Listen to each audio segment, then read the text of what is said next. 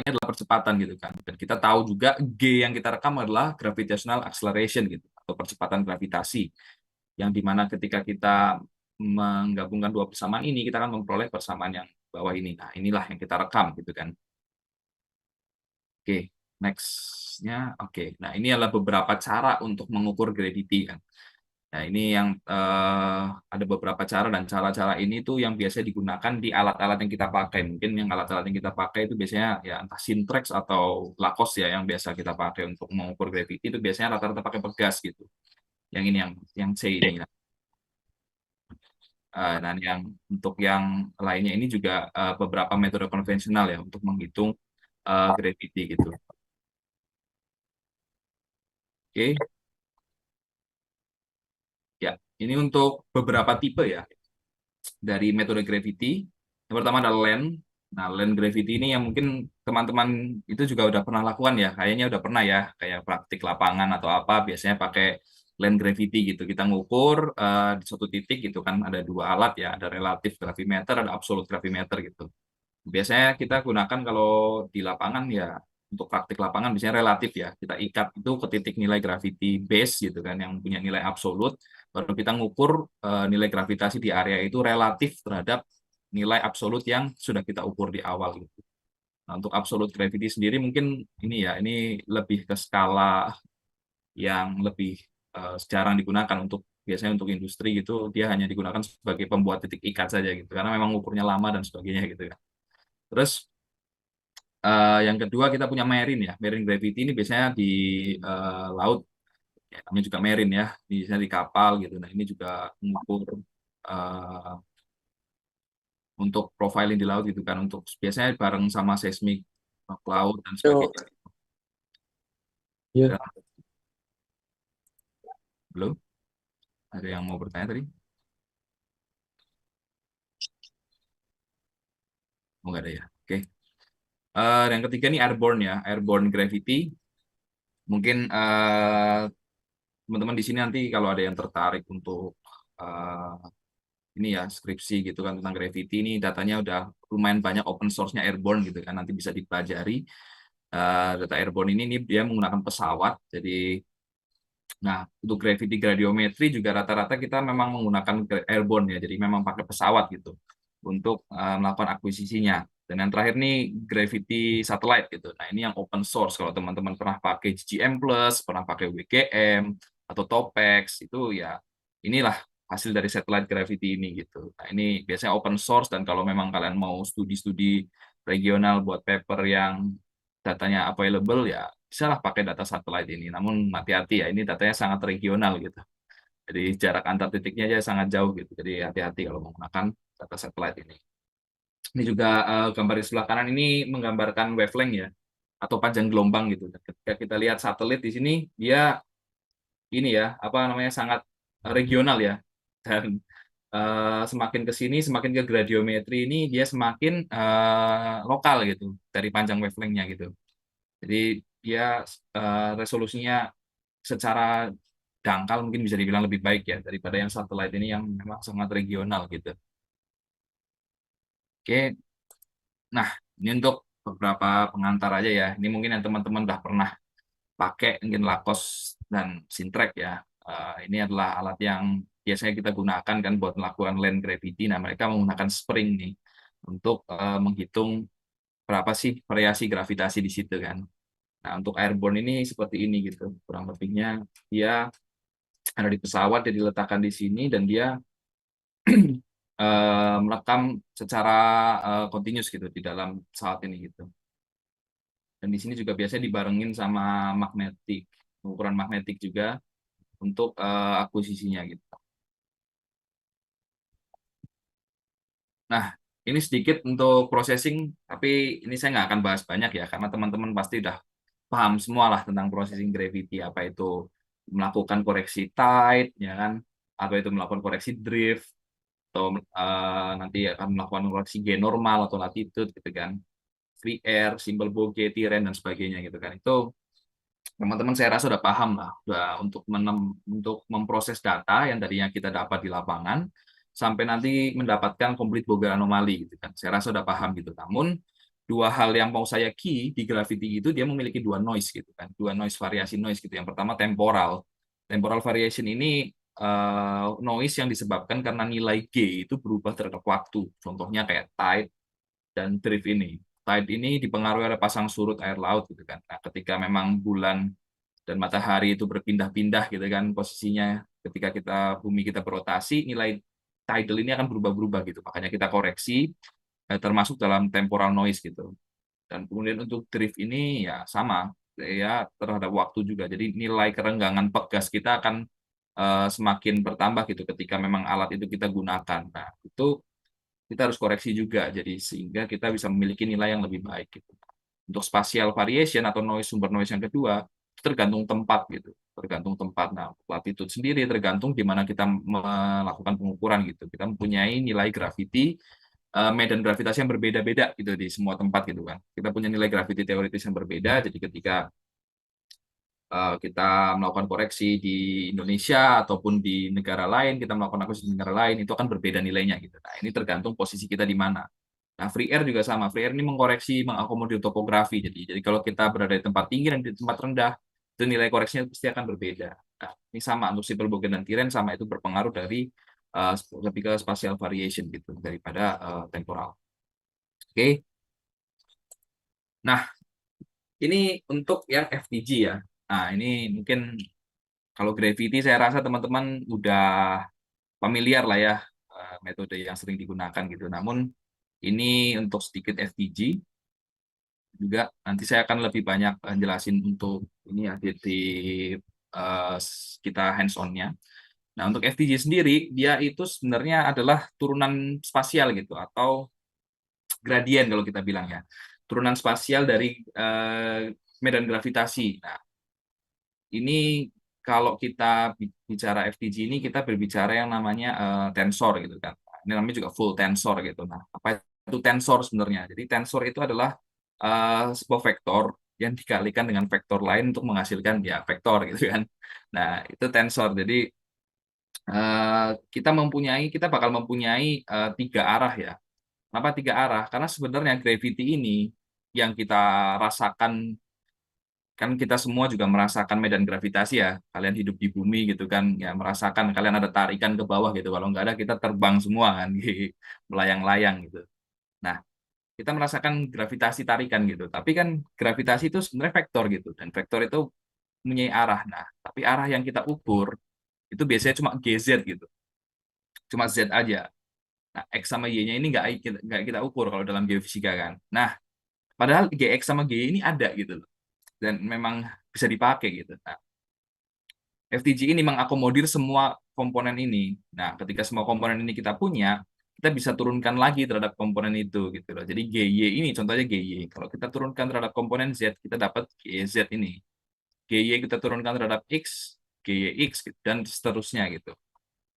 Jadi kita mendapatkan banyak komponen gitu kan untuk FTG ini. Nah, komponen utamanya ada tiga yang ini. Jadi yang pertama adalah vertikal komponen atau gradien vertikal. Kita mempunyai GZZ, tuh bisa di sini tulisnya TZZ ya, sama aja.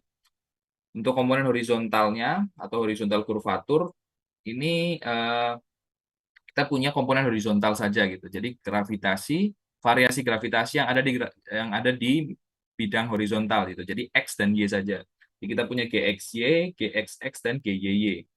Dan kemudian ini untuk horizontal gradient, mungkin teman-teman lebih familiar ya dengan istilahnya first horizontal derivative. Nah, mungkin itu kalau teman-teman udah pernah melakukan pengolahan first horizontal derivative, nah inilah yang dimaksud dengan horizontal gradient itu adalah first horizontal derivative gitu. Jadi GXZ dan GYZ gitu untuk first horizontal derivative atau total horizontal gradient. Nah, ini sedikit untuk FTG detectability ya. Jadi ini diklaim oleh ini dari Belgiospace ya, salah satu perusahaan yang menjadi pionir untuk akuisisi FTG. Jadi memang FTG itu kita gunakan itu untuk kedalaman yang relatif lebih dangkal gitu. Jadi semakin ke sana dia semakin detectability-nya semakin bagus. Tapi kita harus hati-hati gitu. Target kita tuh apa sebenarnya dalam akuisisi FTG atau dalam data FTG ini? Ketika memang kita berbicara kedalaman yang dalam, mungkin ini not suitable. tidak baik gitu, tidak begitu bagus gitu. Tapi kalau kita bicara kedalaman dari mulai 4 kilo yang diklaim oleh Bel Geospatial 4 kilo ke atas, mungkin kita bisa berbicara dengan data FDG ini gitu, resolusi yang lebih baik. Karena kalau misalnya kita merekam kedalaman yang lebih dangkal untuk prospek regional, kita bisa anggap data itu noise gitu. Jadi kita harus berhati-hati dalam menginterpretasi data FTG gitu. Jadi nggak mesti semua data yang resolusinya lebih baik atau diklaim lebih bagus itu memang bagus gitu. Kita harus balik lagi ke target kita. Ketika kita memang mau melihat sebuah basin atau subbasin yang dalam, kita nggak bisa juga langsung main pakai FTG aja. Kita perlu juga gravity juga, yang memang secara resolusi dia merekam untuk kedalaman yang lebih dalam. Gitu. Nah, next-nya ini untuk instrumen FTG ya. Mungkin teman-teman apa namanya ya belum familiar gitu kan, karena memang FTG itu terdiri dari 3 komponen seperti ini, 3 alat namanya Gravity Gradometry Instrument atau GGI. Ini akan berputar ya nanti ya, akan berputar. Ini saya next aja langsung. Nah ini dia. Jadi dia konsepnya akan seperti ini gitu dalam pengukuran di lapangannya. Nah, nilai-nilai inilah apa namanya alat-alat inilah yang berputar inilah yang memampukan dia untuk merekam berbagai arah gitu. Jadi memang alat ini didesain memang untuk merekam berbagai arah gitu. Nah, memang bisa dilihat cara penggunaannya juga berbeda dengan gravity konvensional yang hanya mengukur satu ke bawah gitu. Sedangkan ini alatnya berputar. Oke. Nah, ini adalah FTG processing in general ya. Jadi sebenarnya ini secara umum aja karena memang kalau saya lihat dari tren FTG aplikasi FTG ini dia belum memiliki apa ya kalau saya bilang patokan lah untuk processing gitu. Karena memang dari berbagai macam vendor atau berbagai macam perusahaan yang melakukan akuisisi, mereka punya caranya sendiri-sendiri gitu. Tapi yang saya bisa simpulkan itu seperti ini gitu. Jadi yang pertama ya jelas alat-alat tadi itu yang kita dapat dari data itu kan datanya itu alatnya berputar gitu ya. Dan itu kita ngerekam secara continuous gitu. Yang pertama kita lakukan adalah mengubah yang continuous itu menjadi discrete dan kita melakukan konversi gitu loh. Konversi dari data yang sinyal continuous itu menjadi data tensor gitu. Nah, jadi kita dari data tensor ini kita akan melakukan setelah itu kita akan melakukan koreksi tiren. Ini untuk menghilangkan efek tiren karena kan ini high resolution ya. Jadi efek tiren ini memang berpengaruh gitu dalam nanti kita menentukan trend noise-nya gitu. Jadi kita mau menghilangkan efek ini dulu gitu kan. Jadi efek ini tidak mengganggu processing kita gitu. Kemudian kita melakukan line correction. Line correction ini kita melakukan bias, apa namanya drift itu ketika ada pergeseran dari alat dan sebagainya. Kemudian heading ini arah terbang pesawat gitu. Kita juga menghilangkan koreksi untuk jadi data kita itu tidak memiliki tren searah arah terbang pesawat gitu, tapi melainkan data yang memang benar-benar merekam bawah permukaan gitu. Kita melakukan beberapa koreksi untuk lintasan gitu. Dan ini sebenarnya dilakukan juga dalam processing airborne gravity biasa gitu. Nah, teman-teman kalau melakukan airborne bukan FTG ya, airborne juga ini akan melakukan koreksi-koreksi ini. Nah, kemudian ini adalah leveling gitu. Kita akan melakukan leveling. Nah, leveling ini apa? Leveling ini adalah kita akan mengkoreksi ketika memang ada goncangan-goncangan di saat penerbangan dan kemudian ketika memang ada pergeseran-pergeseran dari lintasan, kita akan mengoreksi semua pengaruh itu dan mengembalikan data itu kepada line yang sebenarnya gitu. Jadi kita akan patokkan data itu kepada line lintasan yang memang sudah kita desain gitu. Nah, ini adalah leveling gitu. Nah, kemudian ini adalah yang 2 bawah ini adalah yang Bell Geospace lakukan gitu. Karena saya banyak nge-refer ke Bell Geospace, nanti teman-teman juga bisa baca beberapa dari Bell Geospace. Ini beberapa yang Bell Geospace lakukan gitu. Dan namanya full tensor noise reduction. Nah, ini adalah sebenarnya ini filter yang dilakukan untuk menghilangkan low amplitude noise gitu dari data kita gitu. Dan ini memang metode yang mereka buat gitu kan. Ini kemarin saya juga coba melakukan gitu kan untuk metode ini dan memang menggunakan berbagai macam kombinasi filter gitu untuk melakukan FTNR ini. Dan yang terakhir ini adalah CLP atau yang disebut Contact Lineament Processing, ini juga dari Belgiospace. Ini ada juga papernya, nanti saya mungkin bisa kasih kepada dia kalau kalian mau belajar. Nah, CLP ini adalah udah, ini sebenarnya udah masuk ke advance application ya. Jadi untuk merotasi data gravity ini, bukan merotasi ya, sebenarnya mengarahkan lah anomali itu sesuai dengan sudut dari struktur yang ada di sekitar situ gitu. Jadi memang karena FTG ini semua arah, jadi dia memang multi angle ya. Jadi teman-teman bisa mainkan berbagai macam sudut nantinya untuk di FTG ini gitu. Nah, ini untuk yang nanti kita akan belajar ya di hands on. Jadi nanti mungkin untuk hands on, karena memang data FTG kan masih konfidensial ya. Saya memang nggak bisa kasih data FTG yang dipakai untuk pengukuran lapangan ya. Tapi saya bisa kasih kita ini ya. Kita akan melakukan simulasi gitu, kalkulasi data FTG gitu. Jadi kalau kita bicara apa namanya ya, derivatif gitu kan. Sebenarnya gravity ini kita bisa hitung dari GZ atau gravity Z yang kita lakukan dalam domain Fourier gitu. Kalau teman-teman belajar Fourier transform dan sebagainya, kita bisa melakukan perhitungan FTG ini lewat GZ ini. Gitu. Nah, ini papernya ada nanti Mikus dan Grandis, dari dua paper ini saya ambil referensi, dan untuk persamaannya kurang lebih begini gitu.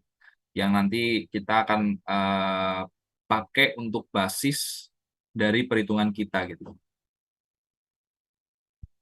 Oke, dan nah ini adalah komparasi sederhana ya dari FTG dan gravity gitu. Ini di sini saya ngebuat model gitu ya, simple block model ini. Ini saya lakukan, saya buat block model, kemudian saya taruh density-nya itu lebih kecil gitu kan, daripada density yang di sekitarnya gitu. Jadi ketika kita mempunyai densitas yang lebih kecil, harusnya gravitasi kan akan merekam low anomali kan, karena dia merekam seperti ini.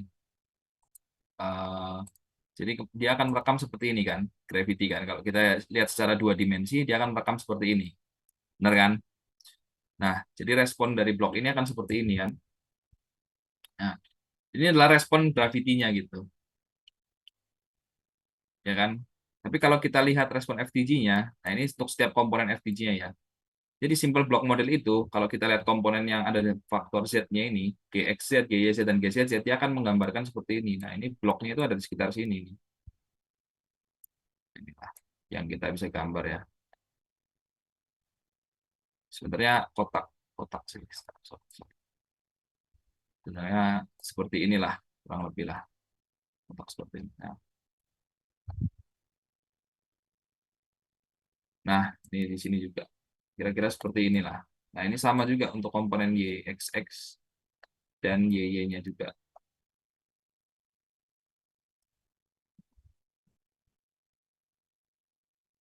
Oke.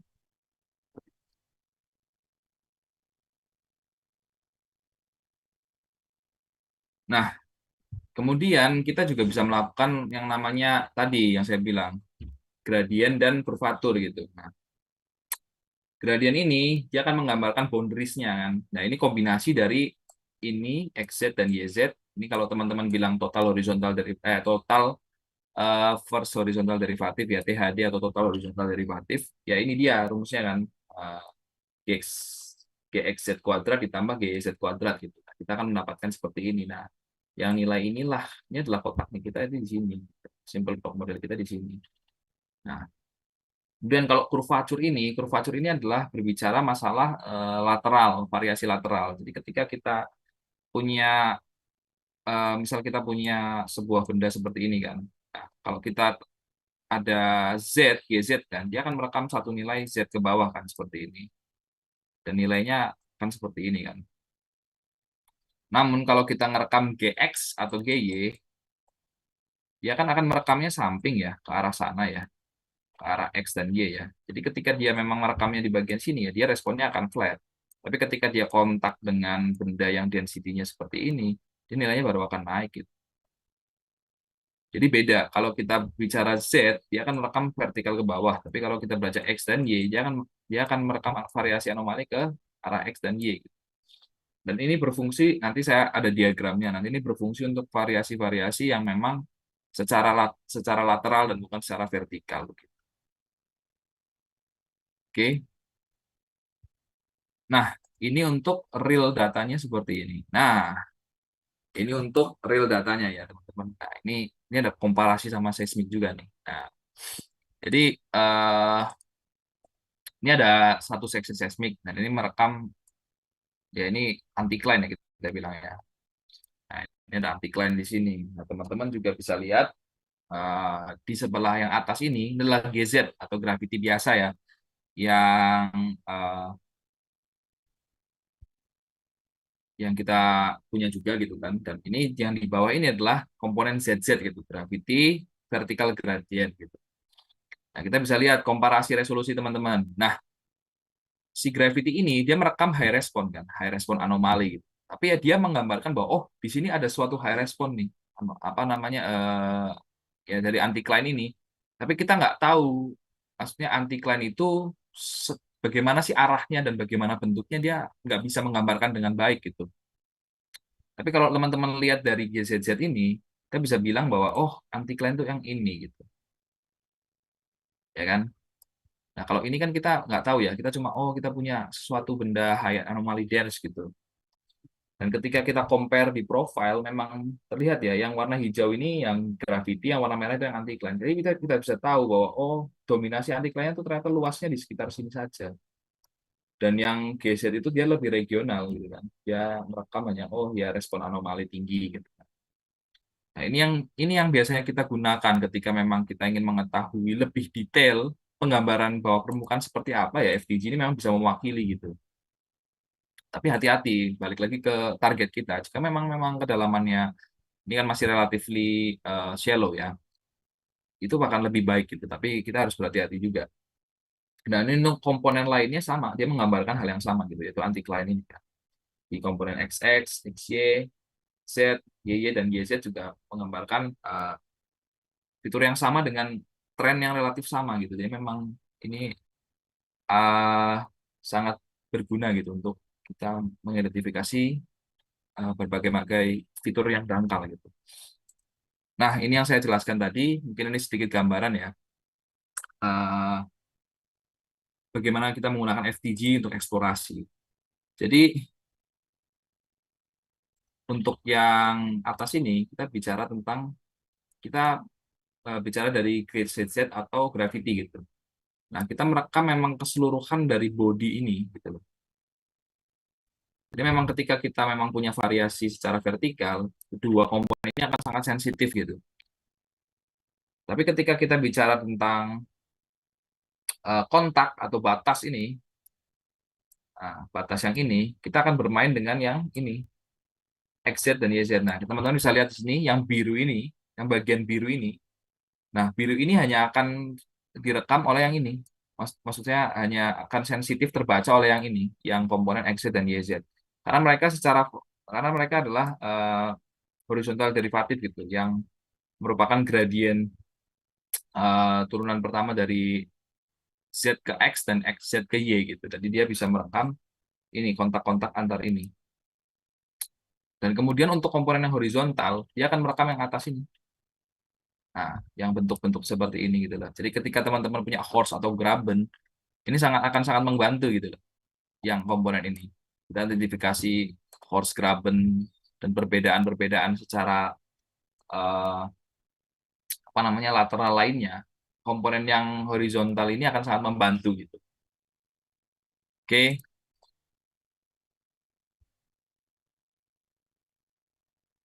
oke, itu mungkin pengantarnya ya. Ini adalah beberapa referensi.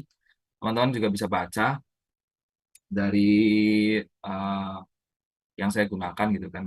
Nah, mungkin ada pertanyaan dulu sebelum kita masuk yang hands-on. Boleh ya MC ya? Kita ada pertanyaan dulu mungkin dari teman-teman.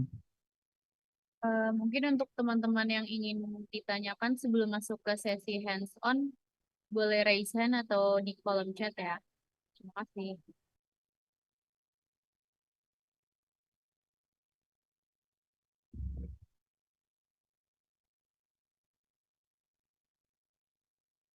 Oke. Nah, kalau memang nggak ada ya, daripada kita berlama-lama gitu kan, mungkin kita langsung saja, teman-teman ini ya, apa namanya, boleh persiapkan dulu. Teman-teman di sini udah pada punya Python interpreter belum? Ada Mas. Ya, rata-rata di sini pakai apa ya kalau boleh tahu ya? PyCharm kah atau VS Code kah atau Jupyter Notebook atau apa? Google Colab gitu.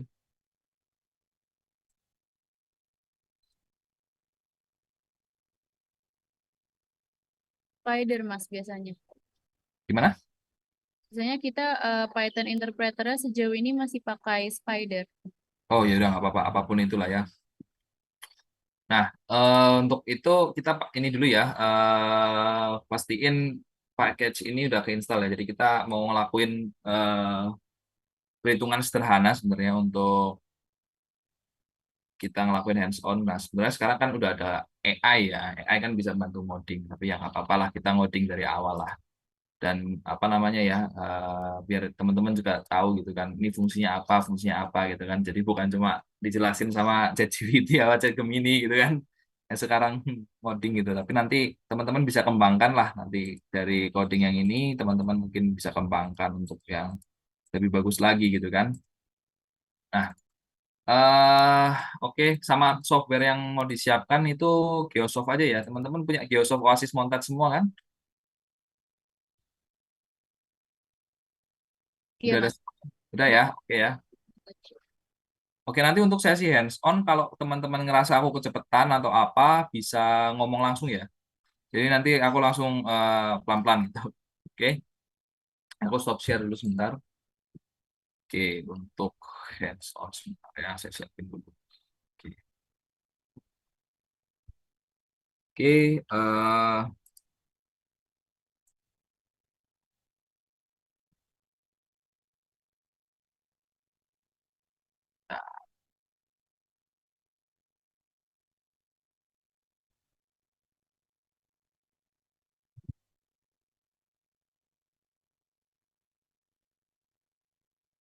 sebentar ya.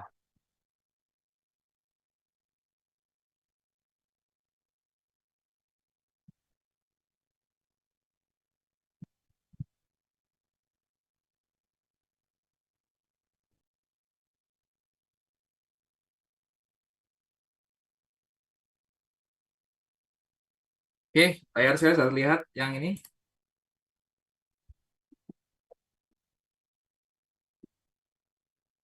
Sudah terlihat ya layar saya ya. Yang untuk apa? eh, oh ya, sudah terlihat ya. Sudah disiapkan semua Python interpreternya teman-teman.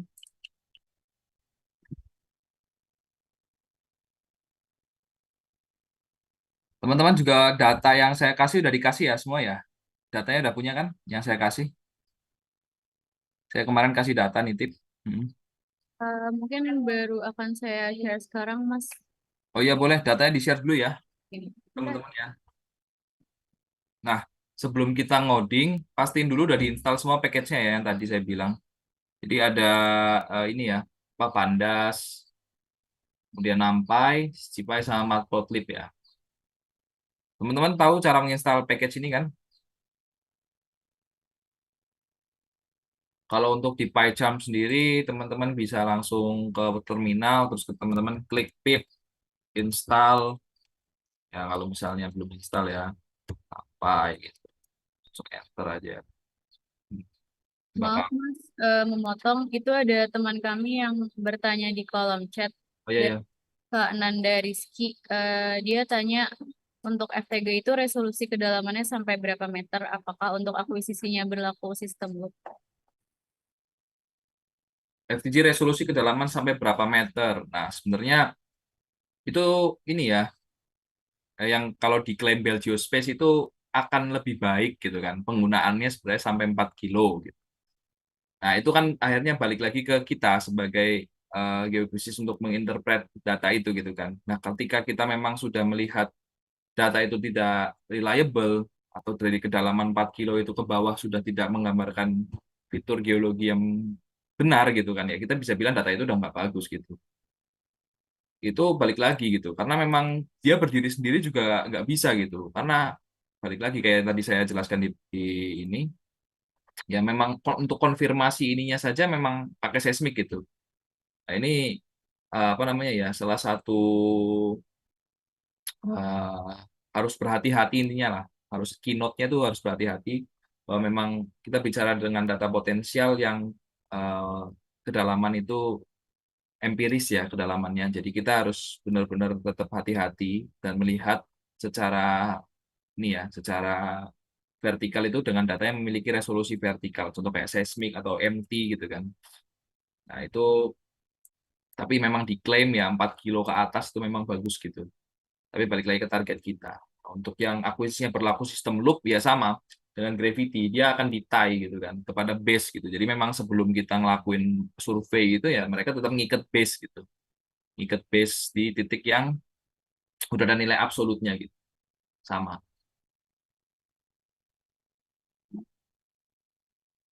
Oke, udah siap semua teman-teman? Datanya udah dibagi ya?